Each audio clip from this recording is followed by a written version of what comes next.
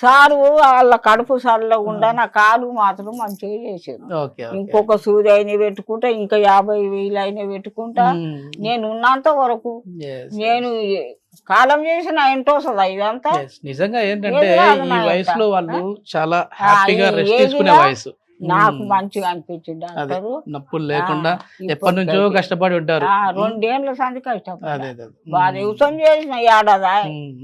ఏం చెప్తావు అందరికి చూసే వాళ్ళకి ఏం చెప్తావు అంటే ఇక్కడికి వచ్చి చేయించుకోవచ్చు సర్జరీ, అదే ఇంజక్షన్లు చెప్తా. ఊళ్ళో చెప్తున్నా ఏడుకోయి ఏడ తీపించుకున్నావు అంటే అది నడి పట్టణంలో ఉన్నదమ్మా, నాకు పేరు రాదు. సుధీర్ సార్, సుధీర్ ధార గారు డాక్టర్ పేరు. నాకు చదువుకోను డాక్టర్, నేను చదువుకోలే. వ్యవసాయం మాకు వ్యవసాయం ఉన్నది. ఇది సంవత్సరం మానుకున్నా వ్యవసాయం, పోతలేను బాయ్, ఇంటికాడనే ఉంటున్నా. ఈ 2 బిడ్డలు దైన్యం చేసి నా కొడుకులు దైన్యం చేస్తలేరు.